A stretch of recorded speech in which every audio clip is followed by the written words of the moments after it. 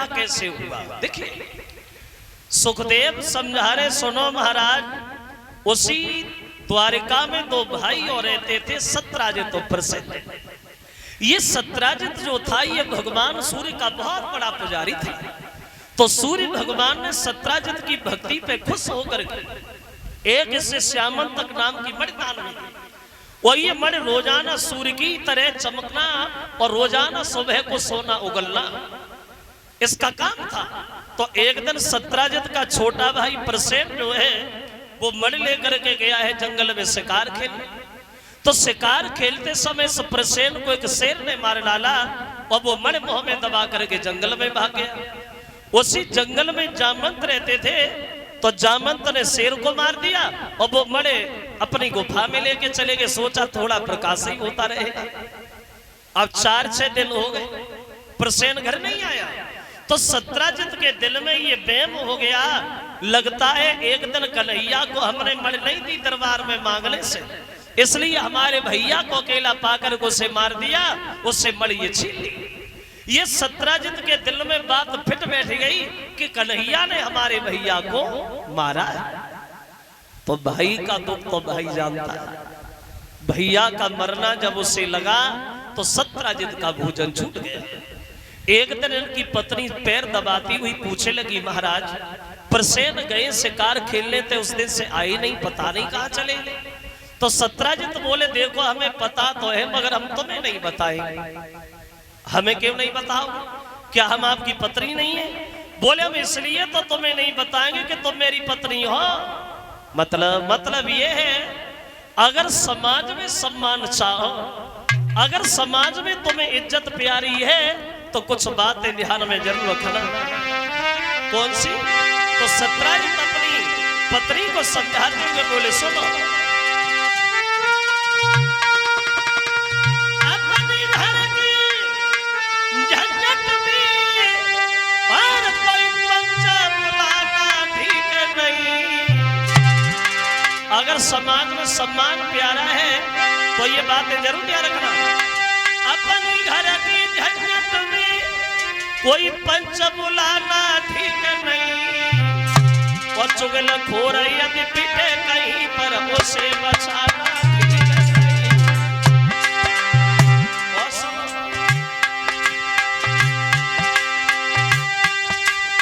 बिटिया की तनी प्यारी होए, घर घर में घुमाना ठीक नहीं। लड़का चाहे के तनु प्यारो होए, सर पे चढ़ाना ठीक नहीं। और भैया चाहे के तनु प्यारी होए, भैया चाहे के तनु प्यारी होए, बस भेद छुपाना ठीक नहीं। औरत चाहे के तनु प्यारी होए, मैं बात बता।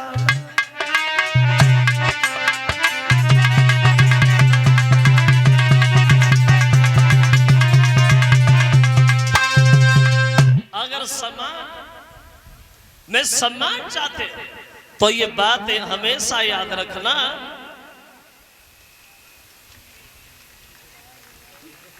भैया चाहे कितना बैरी हो, बस भेद छुपाना ठीक नहीं। औरत चाहे कितने प्यारी हो, भाई बात बताना ठीक नहीं। क्यों?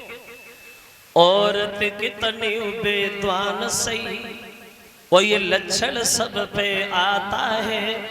औरत के पेट में बात की क्या पानी भी नहीं समाता है।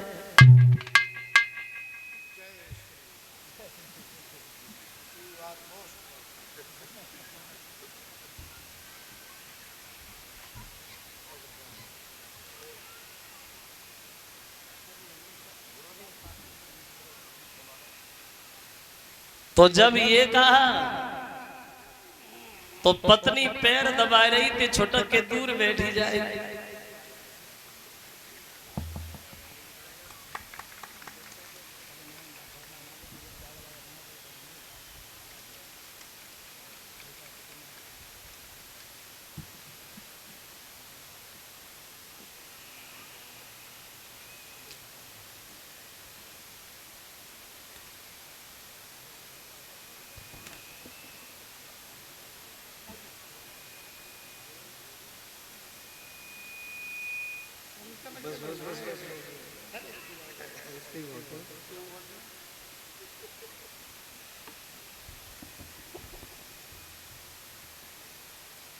पैर दबाती हुई दूर बैठी बोले अब नहीं रहेंगे हम घर में।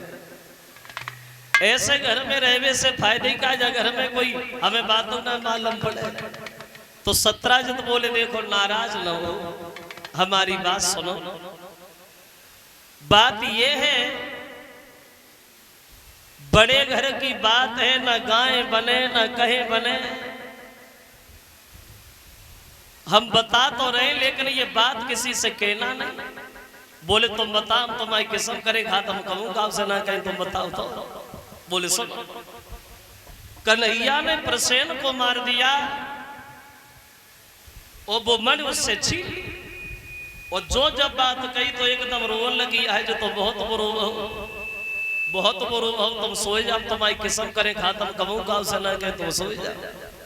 अबे तो सोई, उन्हें पूरी रात नींद ही ना आई, करवटी बंदती रही। भगवान कब सवेरो होए, कब सवेरो होए, सवेरो हुई ना पाता से पहले बगल भाई घर में कूद पड़े और बोले देखते किस्म तो से ऐसी आत्मा मिली है, कोई बात छुपाई ना जा, कब से कहिए ना कन्हैया ने प्रसेन को मार दिया।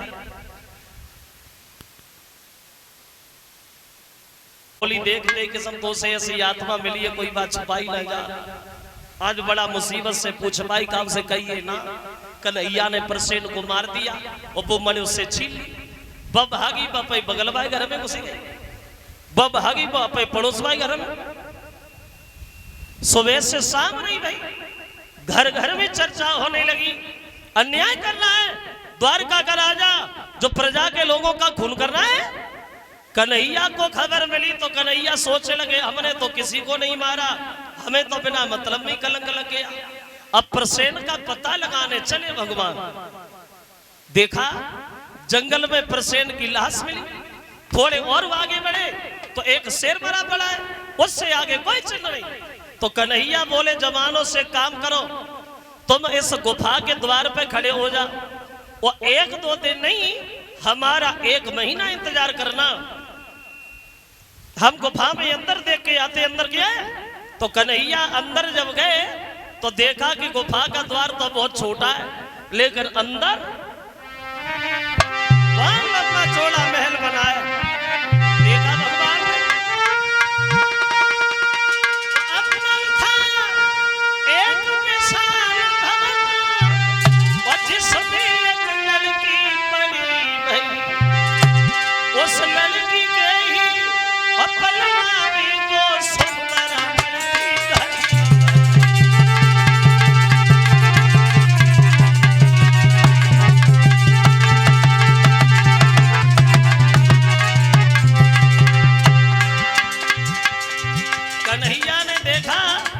गुफा का द्वार तो बहुत छोटा है, लेकिन अंदर महल बना है, भवन बना है। एक पालना लटक रहा है, एक लड़की सो रही है। लड़की ने कन्हैया को देखा तो रोने लगी।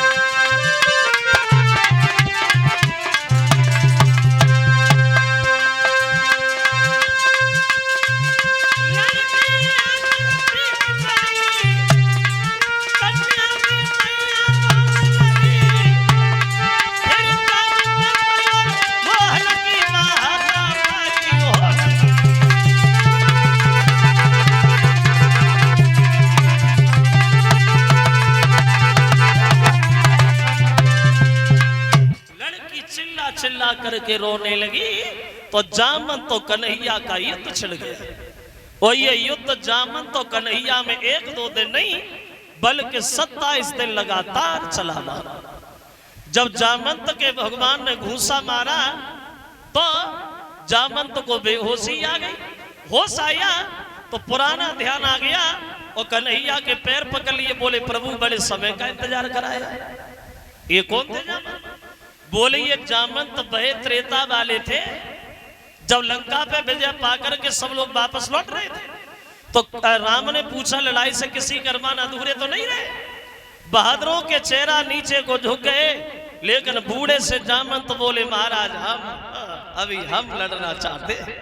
तो भगवान बोले अभी तो हम मर्यादा के बंधन में हैं, एक काम करना हम खुद आएंगे और खुद ही तुम्हारी भुजाओं की खुजली मिटाएंगे।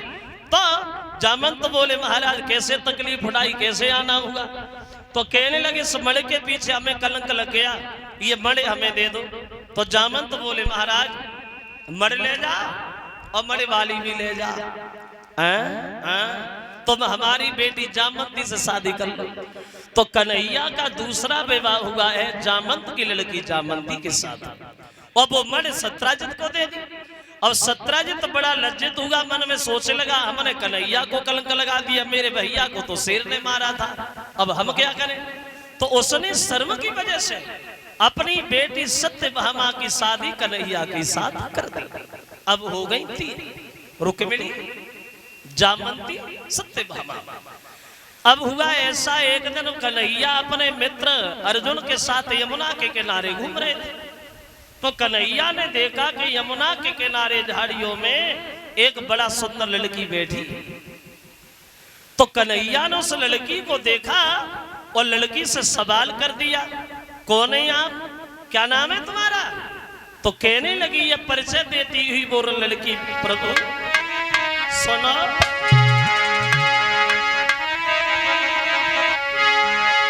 तो लड़की बोली है गिरधारी ओ कालिंदी नाम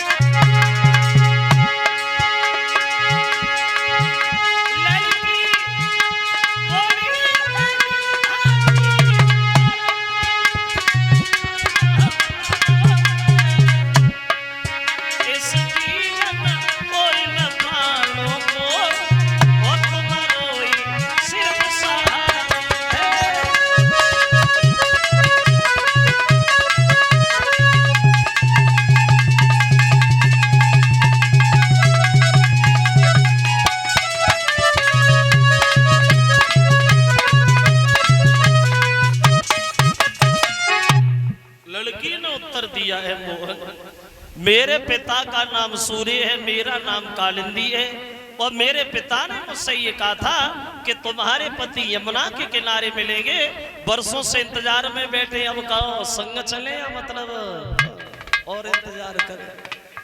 तो अर्जुन बोले कैसा, तीन औरतें घरे बैठी, जिधर जाओ उधर शादी तैयार, कब तक शादी करते रहोगे कन्हैया? कन्हैया बोले करते ही रहेंगे जब तक होती नहीं, हम क्यों मना करें, हम तैयार है, एकदम तैयार।